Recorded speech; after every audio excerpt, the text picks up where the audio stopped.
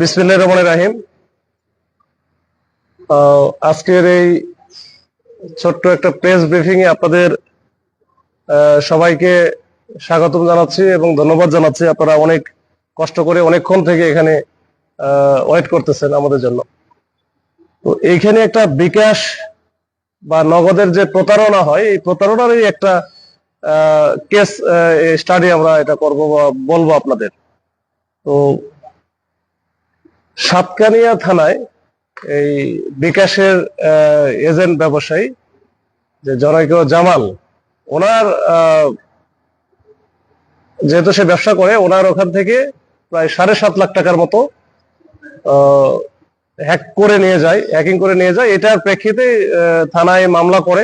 পরবর্তীতে এটা আমরা আবার তাদের কাছ থেকে বাদীর কাছ থেকে বিস্তারিত আমরা শোনার পরে আমাদের কাছে মনে হয়েছে যে এই ধরনের বিষয়গুলো আমাদের আসলে খুব বেশি অনেকেই হয়তো আমরা গুরুত্ব দেই না, বা এরকম তো অহরহ ঘটনা কিন্তু ঘটে যায়, কিন্তু আমরা কিন্তু খুব বেশি গুরুত্ব দেই না। সেটাই কিন্তু আমরা একটু টেস্ট কেস হিসাবে এই জেলা গোয়েন্দা শাখা, তো আমরা এটা যদিও সাতকানিয়া থানার মামলা, কিন্তু আমরা এটা পরবর্তীতে জেলা গোয়েন্দা শাখায় নিয়ে আসি এবং জেলা গোয়েন্দা শাখার একটা টিম এটা মূলত কাজ শুরু করে।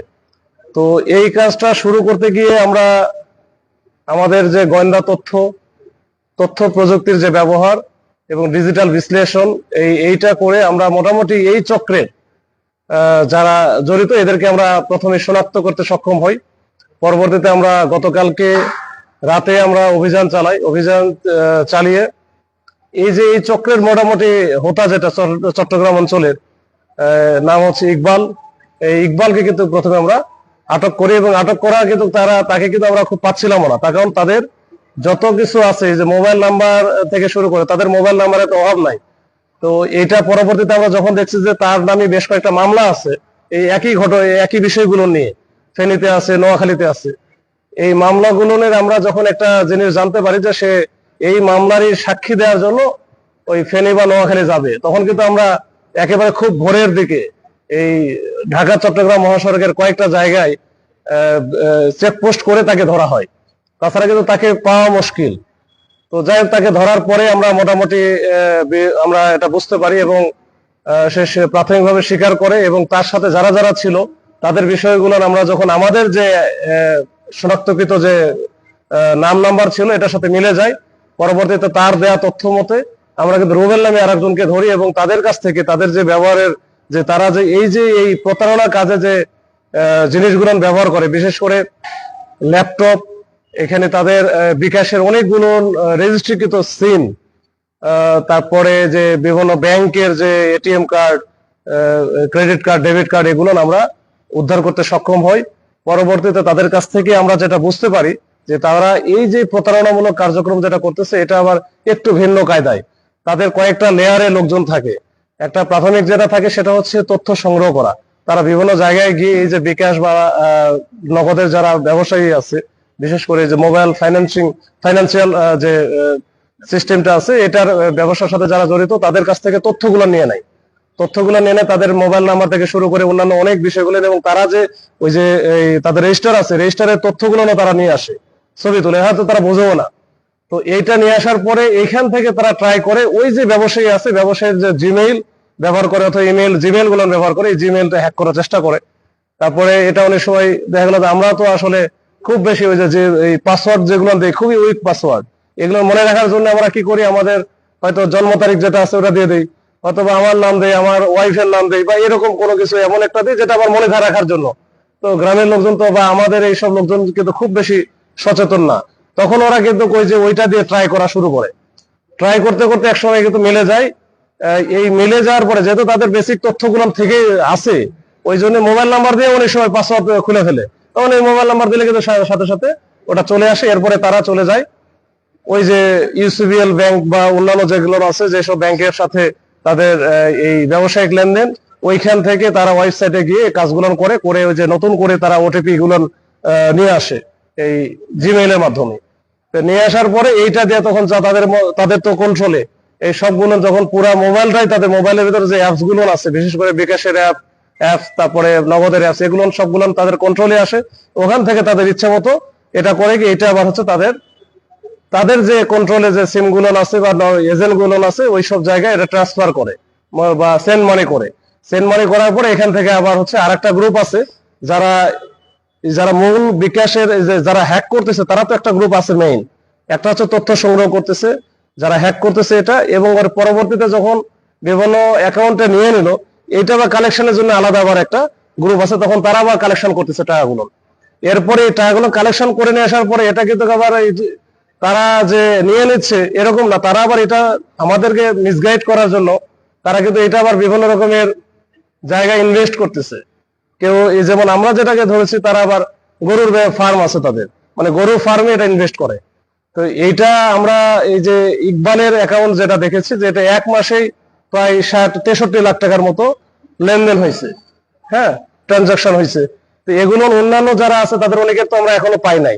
তার মানে এদের হচ্ছে এই যে ট্রানজাকশন গুলো হয় এবং এটা হয়ে তারা বড় একটা ওই যে ফার্ম, গরুর ফার্ম বা বিভিন্ন রকমের ব্যবসা ট্যাবসা সাথে এরা জড়িত, এবং এটা আমরা বাইরে থেকে আসলে বুঝতেও পারি না। তার পাশের যে বাড়িটা আছে তারাও মনে করে যে সে তো গরু ফার্মে গরু ব্যবসা করে, বড় বড় ব্যবসায়ী। তো এটা আসলে বুঝে ওঠাও মুশকিল যে আমার পাশে বড় একটা প্রতারক আছে, তো সেই কাজগুলো করতেছে। আর সবচেয়ে বড় বিষয় হচ্ছে এই যে ইকবাল, এই ইকবালের নামে মামলাও আছে। সে যে হ্যাকিং করে এই যে বিষয় এত, এই ইন্টারনেট বা এই ডিজিটাল বিষয় সম্পর্কে এত বেশি জ্ঞান, এটা তার কিন্তু সে কিন্তু শিক্ষিত খুব বেশি না, মানে এসএসসি পাস করা নাই, তারপর ধরলাম হচ্ছে ক্লাস 8 বা 9 পর্যন্ত পড়াশোনা করছে, মোটামুটি বোঝে, ইংরেজি বোঝে, বাংলা বোঝে, হয়তো বোঝে, এই সে কিন্তু এই কাজগুলো করতেছে। তো ওর কাছ থেকে আমার অফিসাররা মোটামুটি শিখে গেছে আর কি, আমরা যারা জানি না সেটা কিন্তু সে জানে। তো যাই হোক, এরকম একটা প্রতারক চক্র। তো এই প্রতারক চক্র তারা বিভিন্ন কৌশলে এই যে প্রতারণা কাজ করে যাচ্ছে। এটা শুধু আমাদের এখানে না, এটা সারা বাংলাদেশে কিন্তু তারা করতেছে। এবং একটা পার্টি আছে যারা এই যে সিম কালেকশন, যেটা সিম গুলো আছে রেজিস্ট্রিকৃত সিম, প্রত্যেকেই সিম গুলো কিন্তু রেজিস্ট্রিকৃত, কারণ না কারণ আমি রেজিস্ট্রেশন করা আছে। দেখা গেল যে আমরা যেখানে পাইছি যে চক্রকে পাইছি, এদের সবগুলো সিম রেজিস্ট্রেশন করা বগুড়ার কিছু লোকজনের নামে, যারা হয়তো জানেই না তাদের নামে এই সিম গুলো ব্যবহার হচ্ছে বা এটা হয়েছে। তো এই যে তাদের কয়েকটা লেয়ারে তাদের লোকজন আছে, একটা তথ্য সংগ্রহ করা, আর একটা মেন হ্যাকিং এর সাথে কাজ করা, আর একটা হচ্ছে সিম সংগ্রহ করতেছে, আর একটা হচ্ছে চক্র ওই যে টাকাগুলো কালেকশন করতেছে, আর শেষের চক্র হচ্ছে ইনভেস্ট করতেছে। তার মানে এদের কিন্তু খুবই অর্গানাইজড ওয়েতে এই ক্রাইম গুলো হচ্ছে। তো এটা এই জন্য এটার একটু গুরুত্ব বোঝানোর জন্য এই এটা আমরা আসলে একটু মনে করলাম যে এটা একটু সবাইকে একটু জানায় দেই। এর সাথে সাথে আমাদের মানে আমরা মনে করি যে কিছু কিছু বিষয় আছে যেগুলো যারা সোশ্যাল মিডিয়া এক্সপার্ট বা যে ডিজিটাল দিক দিয়ে এক্সপার্ট, তারা আরো ভালো বলতে পারবে। তবে আমাদের তরফ থেকে কিছু নির্দেশনা আছে যেগুলো হয়তো বা আপনারা যদি একটু ফলো করেন, সেক্ষেত্রে দেখা যাবে যে আমাদের এই ভাই যেটা যে জামালউদ্দিন সাহেব, ওনার যে 7.5 লাখ টাকা চলে গেল, বা অনেকেরই এভাবে বিকাশ প্রতারণা বা বিভিন্ন প্রতারণার মাধ্যমে তাদের টাকাগুলো চলে যাচ্ছে, সে তারা বুঝতেওছে না। তো ইভেন তাদের কাছ থেকে ওটিপিও নাই না, এটা সরাসরি হ্যাকিং করে নিচ্ছে। তো এই বিষয়গুলো নিয়ে করে এটা প্রতিরোধের জন্য ছোট দু একটা জিনিসগুলো আমরা 2-4টা বলবো, এটা আপনারা একটু প্রচার করেন, তাহলে এটা দেখেন অন্যান্য যারা আছে তারা হয়তো এই প্রতারণা থেকে রেহাই পাবে, যারা বিশেষ করে এই যে মোবাইল ফাইন্যান্সিং যে বিজনেস আছে এটার সাথে যারা জড়িত।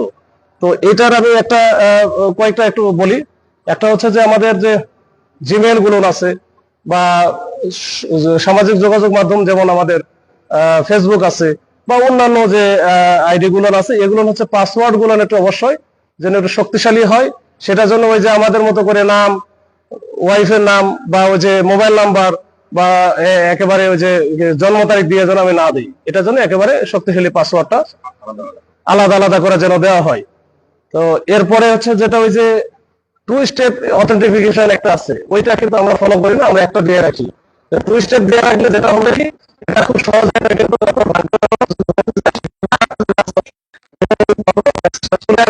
আপনি বুঝতে পারবেন যে কেউ ট্রাই করতেছে। ওই জন্য 2 স্টেপ অথেন্টিফিকেশনটা চালু করে রাখেন, বা এটা আপনারা সমাজে বিশেষ করে আমরা সবাই ফেসবুক ব্যবহার করি।